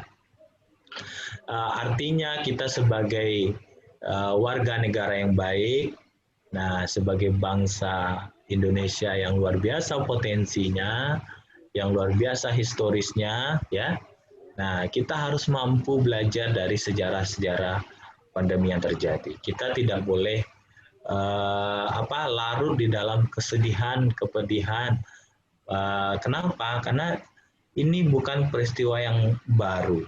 Karena sebelum ini sudah pernah terjadi pandemi-pandemi yang bahkan jauh lebih luar biasa, lebih dahsyat seperti yang kita rasakan hari ini. Artinya kita tetap bersyukur. Di samping bersyukur, kita bersabar dan mempelajari atau mengambil segala nilai-nilai atau ibrah yang ada dari peristiwa-peristiwa yang terjadi pada masa lampau. Nah, itulah fungsinya bagaimana kita perlu meningkatkan kesadaran sejarah itu. Nah, saya pernah melihat cuplikan video yang dikirim oleh salah seorang dosen UPI dalam sidang disertasi S3 S3 Pendidikan Sejarah di UPI kebetulan ada. Itu dikatakan, kenapa penting belajar sejarah? Karena kan ditanya kan, ada 2 alasan kenapa seorang itu penting belajar dan mengajarkan sejarah. Nah, alasan yang pertama adalah sebagai antisipasi. Nah, antisipasi diri. Kenapa bisa kita katakan sebagai antisipasi diri? Karena kita belajar dari masa lampau untuk kehidupan yang sekarang dan masa yang akan datang. Nah, jadi kalau ada yang mengatakan sejarah itu tidak penting, nah itu dia tidak memahami sebenarnya esensi dari pendidikan sejarah itu. Esensi dari kita mempelajari sejarah itu. Nah, kalau seandainya dia tidak mau belajar dari sejarah, nah tentu dia tidak akan bisa hidup seperti sekarang, karena tidak ada seseorang yang bisa hadir hari ini tanpa ada sejarah masa lampaunya, kan begitu. Nah, tidak bisa Indonesia hadir hari ini tanpa ada perjalanan sejarah yang sangat panjang dari bangsa Indonesia ini, mulai dari masa-masa kerajaan, ya. Nah, lalu ada bagaimana perjuangan bangsa kita untuk menghadapi tekanan bangsa asing, ya, bangsa Barat. Lalu ada Jepang, lalu kita merdeka. Setelah kita merdeka tetap berusaha direbut lagi. Sampai hari ini kita juga harus tetap memperjuangkan bagaimana bangsa kita itu bisa menjadi bangsa yang besar sesuai dengan cita-cita the founding father kita. Artinya kita harus belajar dari sejarah sebagai antisipasi diri. Tidak hanya masalah pandemi ini, termasuk masalah hal-hal yang lainnya. Nah, itu. Yang kedua, kenapa penting belajar sejarah? Nah, alasan yang kedua itu adalah menambah kecintaan kita kepada bangsa. Nah, itulah yang disebut dengan rasa nasionalisme, ya, rasa patriotisme. Nah, kalau kita tidak cinta dengan bangsa kita, saya kira mungkin udah banyak yang pindah warga negara, ya, termasuk saya sendiri, ya. Nah, tapi karena kecintaan kita kepada bangsa kita, apapun kondisinya, nah kita tidak boleh lari ya dari bangsa kita. Kita harus bergandengan tangan untuk membangun bangsa kita untuk lebih baik. Nah, itu bentuk kecintaan kita kepada bangsa Indonesia. Kalau 2 ini sudah diterapkan, nah maka saya kira siapapun akan mengatakan bahwa belajar sejarah itu penting. Sehingga isu-isu yang pernah kisruh itu yang akan menghapuskan atau mengurangi jam sejarah misalnya, itu tidak akan pernah terjadi. Oke. Dan yang terakhir, ada kutipan di sini, sejarah bukan seni bernostalgia. Nah, kan ada juga nyeleneh ya, apa itu sejarah gitu ya. Hanya sekedar menghafal tahun, tanggal. Yang salah bukan sejarahnya, yang salah yang mengajarkan itu. Nah, itu saat ini saya selalu menekankan kepada mahasiswa saya, kalau kamu nanti jadi guru sejarah, kalau kamu tidak mampu berkontribusi positif untuk menjadi guru sejarah, nggak usah jadi guru sejarah. Nah, itu selalu saya katakan. Tapi kalau kamu mampu memberikan kontribusi positif terhadap mindset orang dalam menilai mata pelajaran sejarah, silakan jadi guru sejarah. Nah, itu yang selalu saya sampaikan. Artinya kita harus memberikan usaha-usaha terbaik kita, mengajarkan sejarah kepada anak bangsa kita, anak didik itu dengan sebaik-baiknya. Tidak hanya sekedar bernostalgia, bicara masa lampau, menyodorkan fakta tahun ini enggak. Bercerita saja tidak. Tapi bagaimana peristiwa masa lampau itu kita gali, apa maknanya. Misalnya VOC runtuh karena korupsi. Maka dari itu untuk sekarang nih para kalian nanti yang akan menjadi calon yang akan menjadi wali kota, gubernur, menteri, kan kita nggak tahu siswa itu atau mahasiswa itu bisa jadi apa saja. Menjadi pejabat, anggota dewan, jadilah anggota dewan atau wali kota, bupati, gubernur yang tidak korupsi. Karena itu akan membantu bagaimana bangsa kita bisa bertahan untuk lebih baik ke depannya, tidak hancur seperti VOC. Nah, itu bagian dari cara kita mengajarkan sejarah yang syarat dengan pendidikan nilai. Tidak hanya mengajarkan wawasannya, tapi juga mengajarkan nilainya. Itulah yang disebut dengan transfer of knowledge dan transfer of value. Nah, jadi banyak makna-makna atau ibrah yang bisa kita ambil untuk kehidupan hari ini dan persiapan di masa yang akan datang. Oke, Bapak Ibu, saya selalu mengajak kepada kita semua, jangan ilfil dengan belajar sejarah. Yang salah bukan sejarahnya, tapi mungkin cara atau metodenya. Gurunya yang salah. Nah, itu yang akan kita perbaiki ke depannya. Termasuk saya di sini yang juga berkontribusi kalau saya tidak mampu mendorong, mensupport calon-calon guru sejarah yang akan nanti diproduksi di Pendidikan Sejarah Universitas Riau. Nah, kalau tidak baik digembleng, nah mungkin bisa jadi juga akan berkontribusi negatif. Nah, tapi mudah-mudahan kita selalu berusaha yang terbaik dan mudah-mudahan bangsa kita ini adalah bangsa yang sadar dengan perjuangan sejarahnya. Karena orang-orang terdahulu, ya para pahlawan kita untuk bisa menghadirkan bangsa itu penuh dengan perjuangan air mata, darah, ya, harta, nyawa dan semuanya. Kita harus hargai itu. Nah, kita enak sekarang menikmati, tapi bagaimana perjuangan para leluhur kita dengan usahanya yang luar biasa. Kenapa? Tujuannya bukan buat dia. Kalau untuk dia, mending dia dulu senang-senang sama kolonial. Menjadi kaki tangannya kolonial, menikmati kekayaan-kekayaan yang diberikan oleh kolonial. Tapi enggak itu yang dipikirkan. Tapi bagaimana nanti anak cucunya ya ke depan bisa tidak merasakan nasib sama seperti dia. Sehingga itulah usaha-usaha yang terbaik yang bisa dilakukan. Begitupun kita juga harus memikirkan masa yang akan datang, persiapan di masa yang akan datang. Sehingga kita juga harus memberikan usaha-usaha yang terbaik untuk di masa yang akan datang. Termasuk bagaimana kita menyikapi pandemi ini. Nah, jadi mudah-mudahan kita bisa belajar dari sejarah pandemi ini bahwa bangsa kita adalah bangsa pejuang yang bisa lepas dari pandemi ini dengan kerjasama semua pihak, tidak menyalahkan siapa-siapa. Ya, mudah-mudahan kita berdoa bersama-sama kita selesai dari pandemi ini dan Indonesia bisa berbenah di masa yang akan datang. Ini itu saja. Mohon maaf kalau ada kata yang salah atau terkesan menggurui, karena mungkin kebiasaan mengajar di kelas ya. Mudah-mudahan ini bermanfaat. Billahi taufiq wal hidayah. Assalamualaikum warahmatullahi wabarakatuh. Waalaikumsalam warahmatullahi wabarakatuh. Terima kasih banyak kepada Uda Piki yang sudah menyampaikan ya, cukup banyak yang bisa saya dapat juga ini. Kenapa sih penting sekali untuk menerapkan nilai historis itu kepada sebenarnya untuk di segala bidang ilmu, di epidemiologi juga perlu, di biostatistik juga perlu, di politik juga perlu. Jadi memang saya terasa sekali setelah menyaksikan pemaparan dari Uda Piki juga, kenapa sih kita penting dulu nih untuk menggali terlebih dahulu apa saja sih yang dulu sudah pernah dilakukan demi menyelesaikan masalah yang kita hadapi sekarang gitu kan. Baiklah, mungkin selanjutnya kita bisa lanjutkan untuk ini ya, untuk diskusi. Kita santai saja, nggak usah yang formal-formal banget gitu kan. Ya, mungkin dipersilahkan ya kepada Bapak Ibu, teman-teman udah Uni, adik-adik semuanya yang ingin menyampaikan pertanyaan atau tanggapan, silakan untuk meng-unmute mikrofonnya atau dipersilakan juga untuk menuliskan di Zoom chat-nya. Oke, atau ini sudah ada beberapa pertanyaan yang muncul di chat Zoom-nya. Itu yang pertama mungkin, Uni Suri, ada Uni Suri? Ya, hadir. Oke, ya ini ada tadi tuh pertanyaannya buat Uni Suri ya.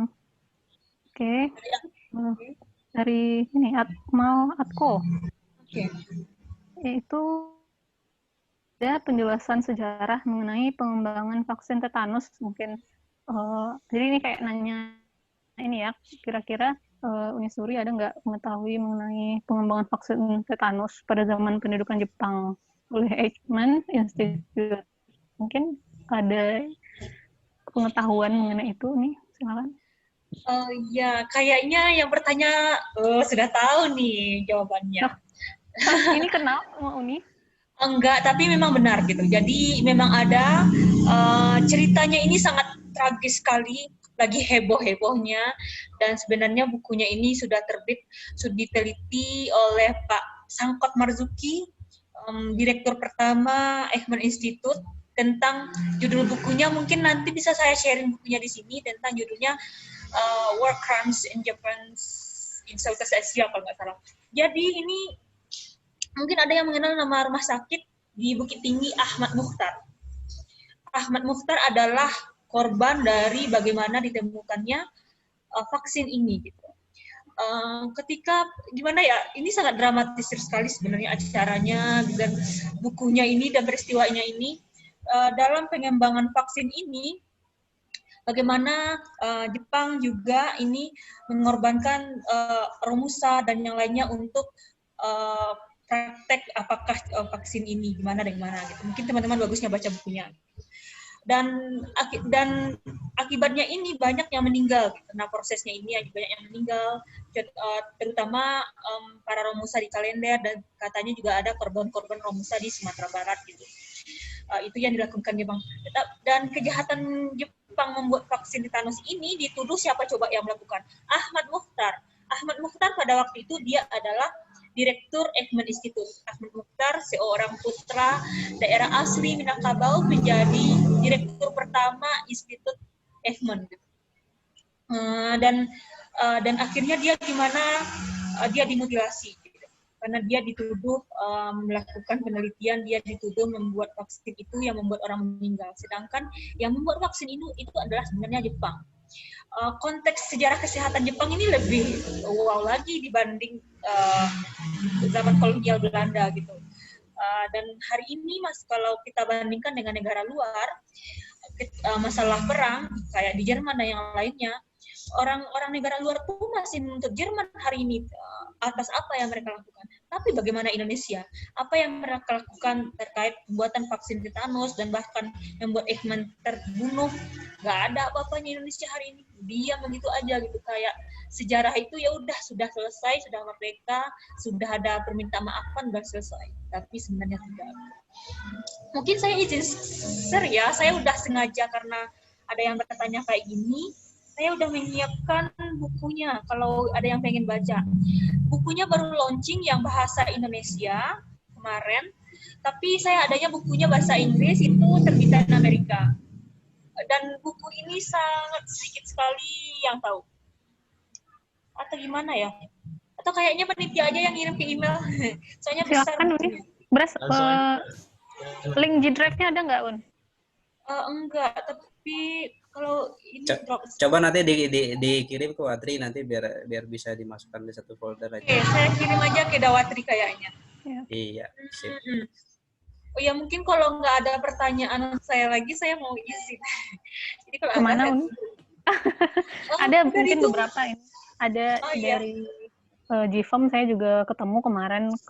Kebetulan Uni ada pengalaman juga di madrasah ya, Un.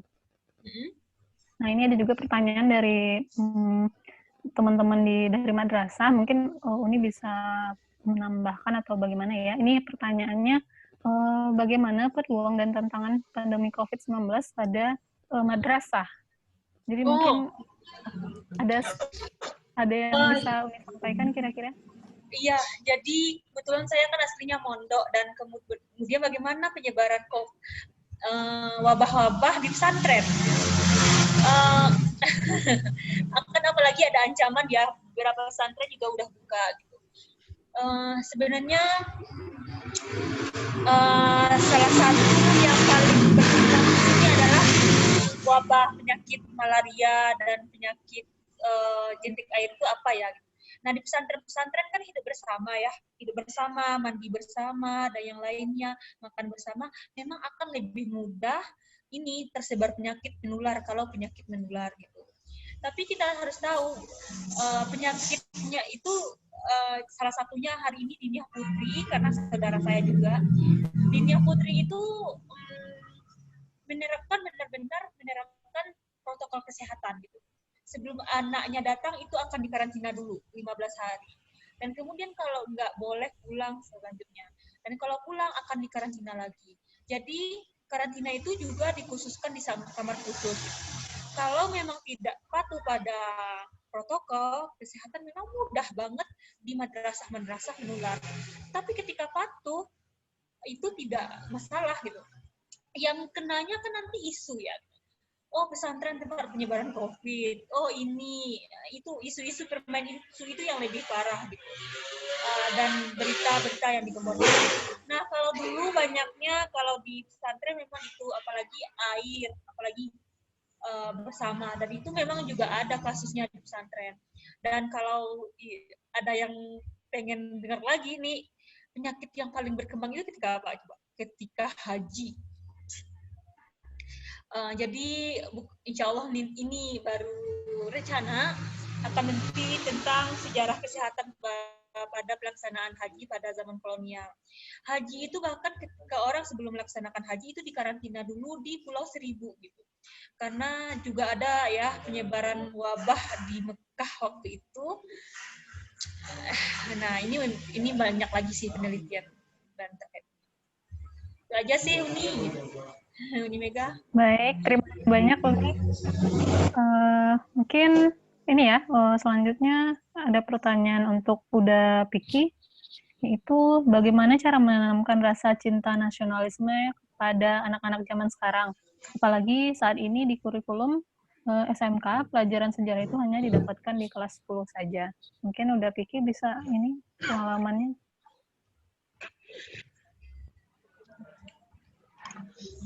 Oke, tadi pertanyaan dari saudara Evania Lestari ya.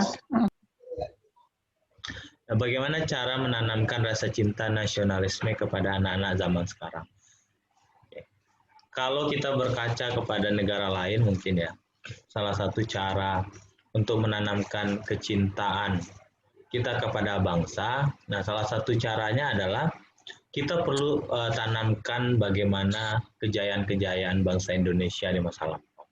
Nah, bukan berarti kita sekedar nostalgia, tapi apa pesan yang ingin kita sampaikan? Pesan yang ingin kita sampaikan adalah bahwa bangsa kita ini adalah bangsa yang memiliki sejarah yang sangat luar biasa. Sehingga kalau kita tidak berbuat yang terbaik, nah masa kita kalah sama masa lampau, kan gitu. Nah, jadi kalau dulu aja orang mengalami berbagai keterbatasan bisa menghasilkan karya-karya luar biasa ya, sumbangsi luar biasa. Nah, apalagi kita untuk sekarang ini dengan berbagai kemudahan teknologi ya, sebuah pengetahuan yang baru maupun hal-hal lainnya yang mampu mendukung kita untuk berkarya, sehingga itu akan mendorong bagaimana meningkatkan kesadaran. Jadi nasionalisme kepada bangsa itu memang diawali dengan bagaimana kesadaran dan pengetahuan untuk memahami bangsa kita. Karena kalau seorang itu tidak tahu bagaimana dia mampu nasionalisme, bagaimana dia mampu cinta terhadap bangsa, kan begitu. Nasionalisme itu kan rasa cinta tanah air, kita mencintai bangsa kita. Nah, bagaimana seorang itu bisa cinta dengan Indonesia kalau dia tidak tahu apa saja keunggulan dari bangsa Indonesia? Contoh bagaimana seorang itu cinta dengan pasangannya karena dia tahu oh ini loh keunggulan dari pasangannya. Nah, jadi itu salah satu strategi bagaimana kita menanamkan rasa cinta atau rasa nasionalisme siswa-siswa kita kepada bangsa kita. Nah, terus sebenarnya tugas mengajarkan nasionalisme itu bukan hanya tugas orang sejarah, orang PKN juga bisa, ya, ataupun mapel-mapel yang lain juga bisa. Nah, jadi seperti Unimega tadi, dia bergerak di bidang IPA misalnya. Nah, tentu itu juga punya bagaimana sejarah Indonesia yang berkaitan dengan bidang itu, ya. Nah, karya-karyanya luar biasa, sehingga apapun bidangnya, kalau kita juga melakukan pendekatan-pendekatan historis, saya kira itu juga mampu memberikan sumbangsi terhadap kecintaan untuk bangsa. Nah, itu saya kira untuk Uni Evania, ya. Jadi memang terkesan teoritis, ya. Cara praktisnya mungkin kita semua punya strategi tersendiri. Kalau saya strateginya karena lingkupnya mahasiswa, nah tentu saya termasuk orang yang kadang suka ini juga, ya, mengajarkan sesuatu itu tidak monoton, artinya bisa diselingi dengan candaan sehingga dia enjoy. Kalau seorang itu enjoy memahami sebuah situasi atau enjoy memahami sesuatu, saya kira itu masuk ke dalam pikiran itu jauh lebih mudah. Dan gunakanlah bahasa-bahasa yang sesuai dengan kognitif mereka. Nah, jadi bahasa-bahasa sederhana, bukan bahasa-bahasa buku. Ini untuk guru-guru sejarah yang mungkin hadir di forum ini. Nah, jadi kita bisa mengajarkan siswa itu dengan bahasa-bahasa yang simple, dengan bahasa mereka. Karena kalau kita mengajar sesuatu itu dengan bahasa atau kalimat mereka sendiri, nah itu akan jauh lebih mudah dipahami. Nah, sedangkan kalau hanya berpendapat atau mengajar dalam bahasa buku, nah saya kira itu susah, ya. Kenapa? Karena kesannya menghafal, tidak memahami. Mungkin itu untuk Uni Evania, ya, atau Ibu Evania. Lalu selanjutnya, ini ya, langsung aja Uni Mega.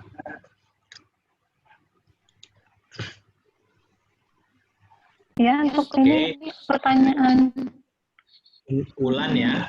Ya, silakan. Sudah. Nah, ini dapat kita lihat sekarang ini masyarakat kurang adanya kesadaran mengenai sejarah, sejarah penyakit terutama, ya, dan belajar dari sejarah apa sisi positif dan negatif mungkin yang bisa kita ambil. Terus juga melihat beberapa sejarah pandemi yang ada di dunia kita terapkan di situasi sekarang ini, seperti flu Spanyol yang lebih ganas. Ini inti dari pertanyaannya apa nih, ya? Mungkin apa sih yang bisa kita ambil posisi positif dari pengalaman-pengalaman sejarah yang telah lalu, sehingga orang dahulu pun bisa melewati pandemi itu, gitu. Mungkin seperti itu. Jadi kita belajar dari sejarah itu adalah bagaimana kita bisa memahami strategi-strategi. Misalnya kayak flu Spanyol, flu yang sangat memakan banyak korban jiwa, ya. Bagaimana pemerintah mengatasi flu Belanda? Nah, saya kira harusnya juga harusnya juga belajar kebijakan kolonial yang kemungkinan berhasil, ya. Nah, tapi ada beberapa hal yang diterapkan seperti tadi masker, ya. Nah, jadi sejak lampau itu masker itu sudah ada dan macam-macam bentuknya tuh bisa kita akses. Lalu ada menjaga jarak, itu juga ternyata di zaman kolonial itu jaga jarak itu juga bagian dari kebijakan untuk memutus rantai penyebaran pandemi. Lalu ada juga tadi menghindari kerumunan, gitu, ya. Nah, lockdown dan sebagainya itu juga bagian dari cara-cara yang dilakukan untuk menyelesaikan kasus pandemi ini. Bahkan kalau coba kita baca lagi referensi terkait dengan flu Spanyol ini, nah jadi warga dunia itu atau terutama warga Indonesia ya, untuk mendapatkan akses pengobatan itu, karena dulu kan dokter itu kan banyak dari orang-orang Eropa, orang-orang Belanda. Nah itu sangat kesulitan, bahkan ada yang meninggal di tengah jalan itu dibiarkan gitu ya. Ada yang tidak mendapatkan obat itu dibiarkan. Bahkan yang lebih mirisnya itu pada masa kolonial itu dokternya itu tidak secara langsung memeriksa pasien. Kalau sekarang kan enak ya, bisa langsung kalau dia kena COVID langsung dokternya bisa memeriksa. Nah, kalau dulu tidak, misalnya dia pergi ke rumah si dokter. Dokter itu tetap berada di dalam rumah. Yang keluar itu mengecek pasien itu adalah asistennya. Nah, mungkin perawatnya mungkin ya. Dan itu tidak dipegang dari jarak jauh. Dia tanya aja apa keluhan gini-gini, lalu diberikan obat. Dan itu juga waktu flu Spanyol ini terjadi kelangkaan obat. Jadi banyak juga masyarakat pribumi ini yang tidak mendapatkan obat. Nah, dari dokter itu, di samping akses di samping obat itu langka, di sisi lain juga masalah pembiayaan kan begitu. Nah, karena pandemi ini ataupun kebijakan-kebijakan yang dilakukan oleh pemerintah kolonial, banyak juga masyarakat yang tidak bisa bekerja, yang menambah kemiskinan, kelaparan, nah untuk makan aja susah, gimana untuk berobat kan begitu ya. Sehingga muncullah nanti alternatif lain masyarakat kita. Nah ini uniknya ya, untuk mengobati pandemi ini.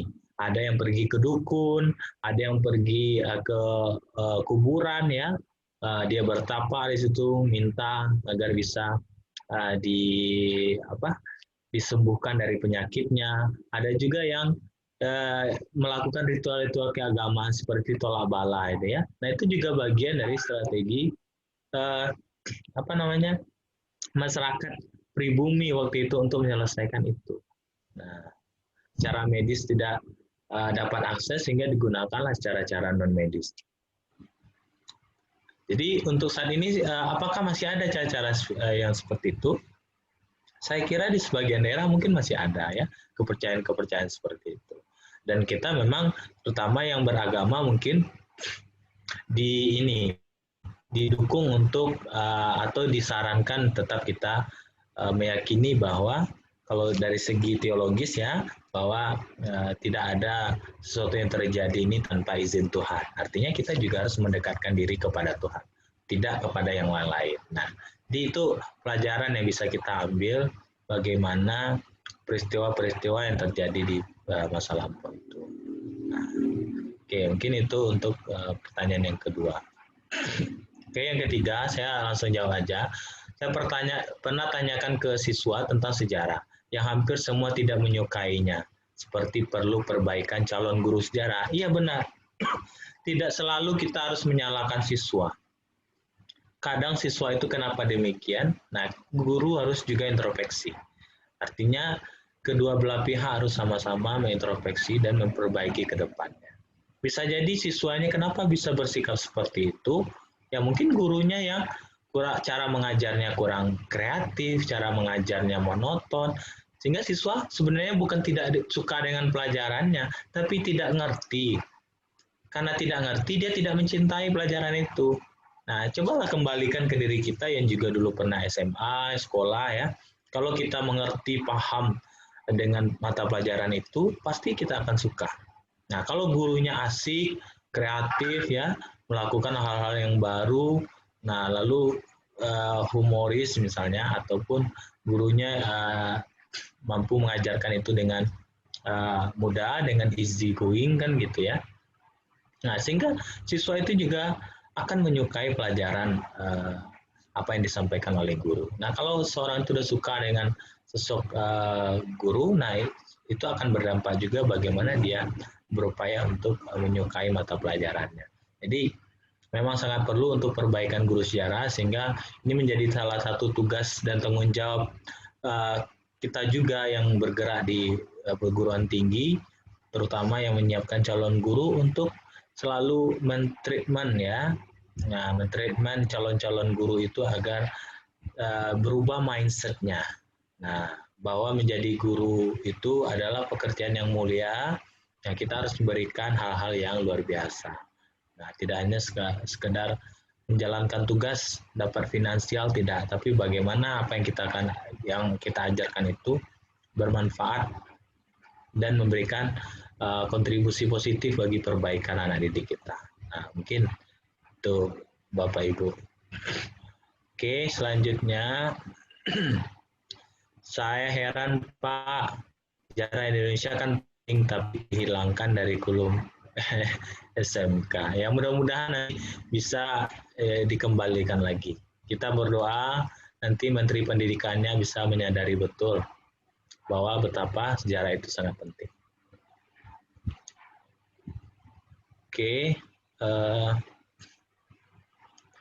saya kira itu aja. Iya, terima kasih udah. Mungkin dipersilahkan kepada Bapak Ibu, teman-teman. Silakan kalau masih ada yang ditanyakan, silakan di unmute mikrofonnya atau ditulis di Zoom group chatnya. Sembari menunggu, mungkin saya ingin menambahkan juga sedikit udah mengenai pertanyaan Ulan tadi ya, Ulan Cahya. Sebenarnya kalau di epidemiologi sendiri itu kan apalagi kondisi sangat penting, istilahnya itu investigasi wabah kalau kita dulu ya. Kalau sekarang mungkin lebih dikenalnya dengan 3T, tracing, testing, seperti itu kan. Cuma di sejarahnya sendiri memang yang kita lakukan sekarang itu 3T itu memiliki adaptasi juga dari yang paling dulu itu, paling awal itu adalah pada tahun 1813 itu pertama kali John Snow di Inggris menemukan sumber penyakit kolera itu. Jadi dulu ada suatu penyakit yang cuman dialami oleh sebagian dari suatu penduduk saja, tetapi ada kayak desa di sebelahnya yang memiliki kilang bir anggur ya, mereka tidak mengalaminya. Jadi kenapa desa daerah yang bersebelahan ada yang terkena kolera, ada yang tidak. Nah, waktu itu John Snow itu mencoba mencari tahu, kemudian dilakukan diteliti itu sumber makanan, air dan sebagainya. Ternyata sumbernya itu adalah dari suatu aliran air yang sumbernya itu dari suatu pompa atau sumur. Nah, ketika dicari tahu lagi masing-masing orang yang mengalami penyakit kolera itu ditrace ke belakang apa saja yang dikonsumsi, ternyata memang orang-orang tersebut mengkonsumsi air yang bersumber dari situ. Nah, desa sebelahnya itu tidak mengkonsumsi dari situ, mereka lebih bahkan mereka lebih sering mengkonsumsi anggur yang mereka produksi sendiri. Nah, dari situ epidemiolog mengambil apa ya, kayak disitulah kita pentingnya belajar sejarah ya. Jadi kalau kita nggak tahu sejarahnya dulu, bagaimana sih orang dulu menyelesaikan masalah penyakit yang mewabah di suatu daerah, tentu kita sekarang nggak tahu nih bagaimana caranya menyelesaikan, mentres lah istilahnya kan. Jadi sekarang itu kenapa penting sekali selain yang disampaikan udah Piki tadi itu ke 3M-nya, bagaimana memakai masker, mencuci tangan, menjaga jarak seperti itu. Di EPID sendiri 3T itu juga sumbernya adalah dari mempelajari sejarah dulunya gitu. Jadi memang sangat penting sekali bagaimana kita harus mempelajari sejarah dan tidak menyepelekan sejarah itu sendiri. Mungkin ya itu kira-kira bisa saya tambahin sedikit udah. Ya betul itu nih. Ya. Mas. Nah ini juga ada udah dari Abdul Rashid. Apakah dari pada wabah influenza, apakah dari kaum pergerakan seperti bansos atau ormas seperti sekarang bagaimana? Atau Unisuri tuh. Unisurinya udah izin ada tadi. Nah, masih ada tuh. Masih ada Uni. Hadir Uni? Ya gimana ya? Tapi ini kalau ini mengkaji bagaimana apresiasi atau tindakan masyarakat tradisional terkait wabah yang ada gitu. Salah satunya ya mungkin tidak hanya zaman kolonial walaupun kajian saya zaman kolonial.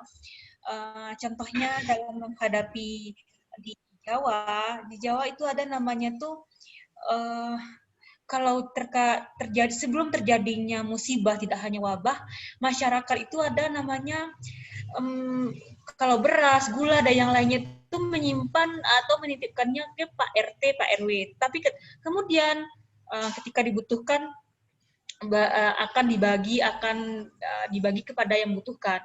Nah, dengan keadaan COVID kayak gini kan juga ada bantuan yang lain ya gitu. Nah, itu juga yang dilakukan masyarakat tradisional salah satunya di daerah Jawa Tengah gitu. Jawa Tengah. Nah, kalau yang kayak gini tepatnya yang dengan peristiwa hari ini, saya nggak berani ngomong gitu karena belum ada menemukan kasus yang seperti ini. Yang jelas ketika wabah pes di Malang, wabah pes itu kan pada beras ya, ada Piki sudah menceritakan tadi bagaimana daerah orang Belanda juga mengkarantina daerah tersebut, tidak boleh masuk, tidak boleh keluar. Tapi kemudian apa yang terjadi? Banyak tekanan dari terutama pengusaha supaya tidak dikarantina gitu, karena berpengaruh pada bisnisnya. Dan waktu itu mematikan bisnis rokok Belanda, rokok pengusaha gitu. Hari ini juga begitu kan, ketika airport ditutup, bandara ditutup, yang tukang jual tiket yang lainnya tuh pada demo gitu, tiket mereka nggak dibeli jadinya dan yang lainnya, itu yang terjadi fenomena politik dan ekonomi. Kalau fenomena ini ya saya tidak berani ngomong sebelum saya meneliti dan membacanya. Itu yang bisa saya tahu. Oh ya, yang terkait buku tadi saya sudah kirimkan kepada Udawatri. Nanti Udawatri insya Allah akan mengirimkan slide dan bukunya, teman-teman bisa baca. Sangat bagus sekali informasinya gitu. Tadi udah Mas Anju juga nanya, Mas Anju kita malu nih udah bikin sama Mas Anju. Beliau kan sejarawan juga ya. Pura-pura nggak tahu lagi Mas Anju nih. Itu aja sih Uni. Oke, terima kasih Uni. Apakah ada pertanyaan baru kira-kira nih? Atau saya ini dulu ya, loncat ke pertanyaan dari Google Form yang sudah disampaikan oleh peserta ketika registrasi. Ya. Di sini kebanyakan itu udah bertanya bagaimana sih caranya kita mendampingkan antara pandemi sekarang dengan pendidikan, karena dengan kasus atau dengan cara pendidikan yang online dan kondisi mental mahasiswa dan murid itu tidak 100% seperti sebelum pandemi, itu bagaimana solusinya agar tetap pembelajaran itu menarik, mudah dipahami, dan tetap praktis meskipun dalam kondisi pandemi. Kira-kira bagaimana? Udah pikir? Oke, mungkin saya menjawab berdasarkan pengalaman aja. Jadi memang di masa pandemi ini ada plus, ada minus ya. Plusnya dulu kita nggak bisa bertemu seperti forum hari ini ya, dengan Zoom, dengan Google Meet ya. Tapi sekarang kita diberikan pengetahuan baru tentang ini. Nah, ini merupakan sebuah kemajuan sehingga pembelajaran itu tidak mengenal lagi batas ruang gitu ya, tidak hanya di kelas. Nah, tapi bisa di mana saja. Nah, bisa di mana saja untuk memperoleh pengetahuan. Nah, kalau untuk sisi minusnya memang banyak tantangan-tantangan. Bahkan pemerintah kita sendiri mengatakan bahwa sekarang ini adalah pendidikan di masa krisis, kan begitu. Artinya pendidikan di masa krisis itu tidak akan semaksimal pendidikan di masa normal. Namanya aja krisis atau transisi, kan begitu. Cuman kita tidak boleh pesimis. Nah, beberapa hal atau langkah yang bisa kita lakukan adalah, kalau saya dalam mengajar, biasanya nih kalau ngajar Zoom seperti ini, saya sangat jarang menggunakan PowerPoint. Kenapa saya jarang menggunakan PowerPoint? Karena saya tidak bisa mengontrol, tidak bisa lihat satu-satu. Karena kalau PowerPoint itu kan macam webinar ya, kita hanya bisa lihat slide kita atau orang-orang yang beberapa yang muncul. Nah, jadi pantauan kita terhadap anak didik itu juga sangat penting. Nah, jadi strategi yang dilakukan adalah lebih banyak membangun dialog interaktif. Saya tanya, diskusi, nah tanya, diskusi, kan begitu.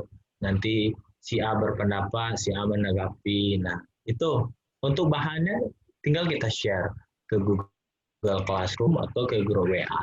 Jadi itu cara kita untuk meningkatkan efektivitas dalam mengajar menggunakan platform daring. Kalau kita pakai PPT seperti tadi, kita sibuk nih bercerita. Nah, tentu entah didengar, entah ya kita kan. Tapi kalau kita tidak pakai PPT dalam tayangan Zoom atau Google Meet, nah kita tetap punya, tapi bahannya nanti kita share. Atau kita share dulu bahannya, sehari sebelum ini mereka bisa baca. Nah, itu bisa strategi-strategi. Hingga pada aktivitas perkuliahan ini kita bisa lebih banyak berinteraksi. Dan jangan lupa juga harus memberikan penguatan-penguatan kepada anak didik kita. Karena mereka sedang butuh, ya. Nah, kita terus memberikan penguatan bahwa pandemi ini akan segera berakhir, gitu ya. Nah, kita terus berusaha memperhatikan segala aturan, protokol kesehatan, ya, menjalani aktivitas pembelajaran itu dengan mengedepankan keikhlasan. Nah, sehingga kita harus menyentuh kedekatan menyentuh dari hati ke hati. Nah, itu yang perlu kita bangun di dalam proses pembelajaran hari ini. Nah, sehingga akan mampu sedikit-sedikit meningkatkan kesadaran mereka bagaimana pentingnya belajar. Kalau hanya sekedar mentransfer ilmu aja, saya kira itu akan hambar ya, barat sayur tanpa garam. Tapi barat batu lah kalau terus dihujani dengan titik-titik air, lama-lama batu itu kan akan pecah juga, dia akan rapuh, bahkan bisa menjadi pasir. Begitupun hati anak didik kita, seberapa keras dia tidak mau belajar, tapi terus kita sirami dengan perkataan-perkataan yang baik, yang positif ya. Nah, yang membangun semangat mereka untuk belajar.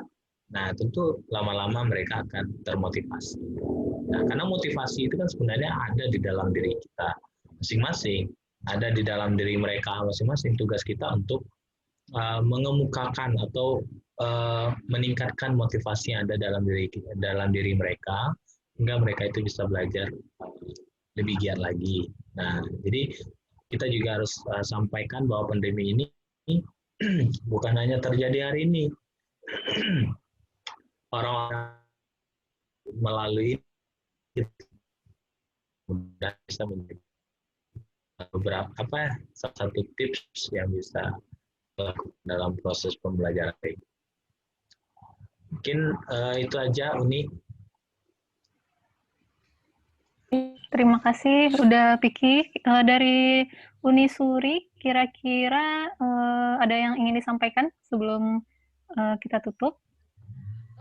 Iya, saya mau izin pamit dulu. Iya, oke. Ya, terima kasih banyak ya Uni.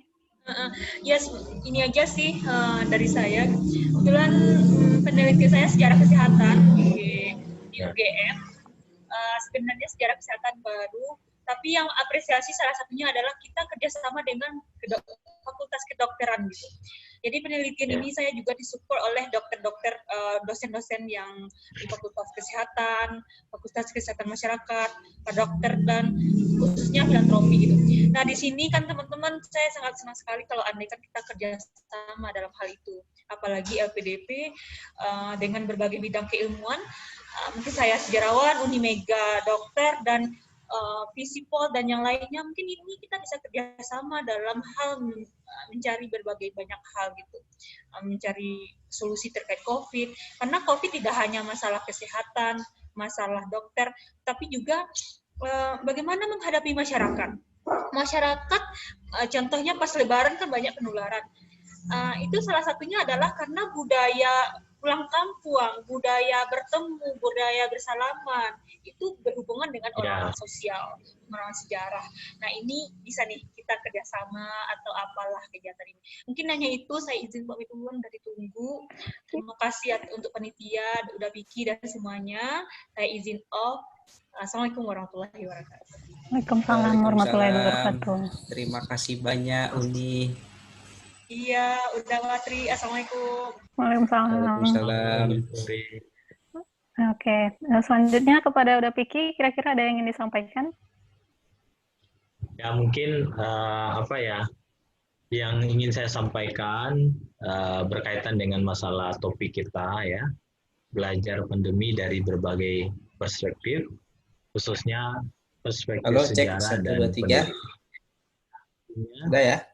Dua hal tidak bisa kita lupakan, tidak bisa kita lepaskan, karena bentar. Halo? Iya, udah Watri. Ya? Udah Piki. Halo, udah. Ya, lanjutkan ya. Ya, artinya kita harus menjadikan sejarah itu sebagai bahan untuk dijadikan pelajaran yang akan datang. Seperti yang saya katakan tadi, bahwa belajar sejarah itu tidak hanya sekedar bernostalgia. Putus-putus ya saya.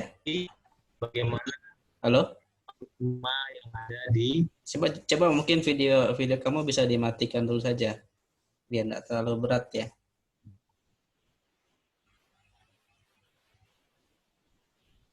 Suara kamu di saya putus-putus ini.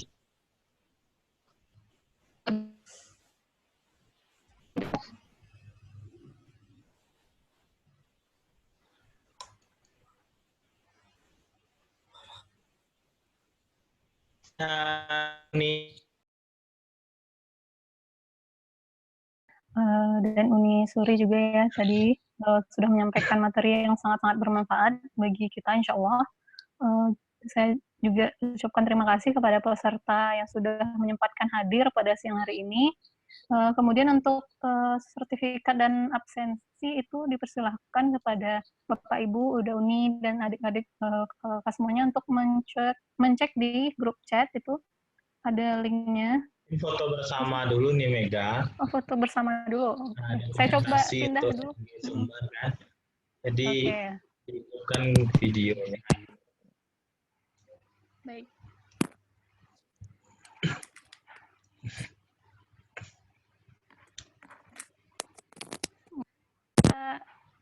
Dipersilahkan kepada teman-teman untuk menghidupkan videonya. Ini siapa yang capture? Udah Piki, tolong. Ini Mega pakai laptop atau pakai HP? Oke. Pakai laptop tapi jaringannya lagi jelek. Oke, biar saya capture. Silakan Bapak Ibu untuk hidupkan kameranya. Atau ada temannya ternyata gitu ya. Tinggal saya kasih aba-aba.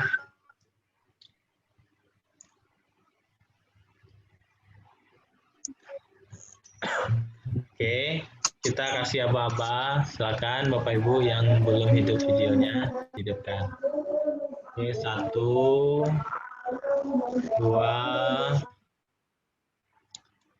3. Nah, oke, udah Uni. Oke, terima kasih banyak udah Piki sudah mewakilkan. Oke, baiklah mungkin nanti pada terakhir kalau misalkan Bapak Ibu teman-teman semuanya sudah mengisi Google Form, itu ada evaluasi dari acara kita hari ini. Kemudian nanti dari sana akan dikirim langsung kepada email dari Bapak Ibu teman-teman semuanya nanti sertifikatnya, dan juga nanti insya Allah akan disertakan dengan folder yang berisikan tentang materi kita pada hari ini. Kira-kira ada yang ingin disampaikan atau kesannya bagaimana kira-kira mengenai acara kita pada hari ini? Ada yang ingin Silakan di-unmute aja. Saya harap ini ke depannya juga Bapak Ibu teman-teman udah ini semuanya bisa ikut serta kembali pada Bincang Sero Mata Garuda LPDP Sumatera Barat ke depannya insya Allah. Ini tidak khusus untuk LPDP aja atau orang Sumber aja, tetapi ini terbuka untuk semua yang ingin ikut serta dalam diskusi atau ngobrol-ngobrol bersama kita Mata Garuda LPDP Sumatera Barat. Mungkin ini ada juga yang masih ini bisa di-share lagi mungkin kira-kira udah Watri link evaluasinya.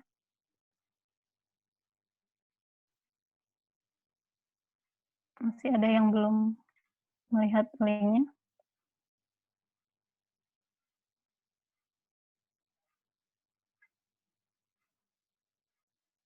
Udah Watri kira-kira bisa di-share lagi linknya ke grup chat.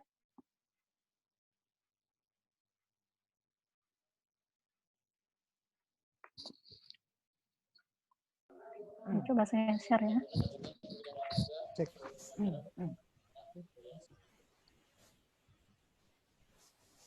Nanti linknya saya kirim lewat itu aja ya, lewat email sama lewat grup di WhatsApp nanti bagi yang nanti terlewat. Oke ya, nanti akan dibuatkan grup WhatsApp-nya. Jadi supaya peserta tidak ketinggalan informasi mengenai sertifikat ataupun mungkin ada kegiatan bincang sero selanjutnya. Jadi nanti Ya, misalkan kalau ada bagi yang sudah registrasi otomatis akan ada tautan untuk bergabung ke grupnya. Jadi bisa disesuaikan saja nanti. Bisa ya. di situ nanti informasinya kalau ada yang terlewat. Oke, terima kasih udah Watri. Baiklah, mungkin cukup ya diskusi kita pada hari ini. Mohon maaf kepada peserta semuanya, Bapak Ibu, kakak, adik-adik. Saya juga banyak melihat peserta dari yang masih sekolah. Apresiasi sekali semangatnya.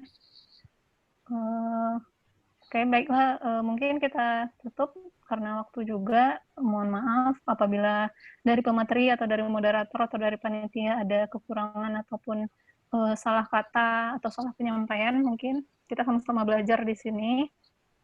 Baiklah, saya sebagai moderator mewakili untuk menutup acara Bincang Sero kita sore hari ini. Assalamualaikum warahmatullahi wabarakatuh. Waalaikumsalam warahmatullahi wabarakatuh. Terima kasih banyak. Terima kasih Bapak Ibu. Jangan lupa dimasukkan aku di grup. Baik, siap.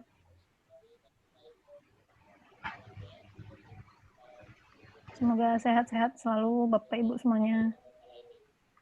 Oke, terima kasih Uni Mega, Dawatri, dan Bapak Ibu semua. Saya juga izin pamit. Assalamualaikum. Waalaikumsalam warahmatullahi wabarakatuh. Saya juga izin pamit.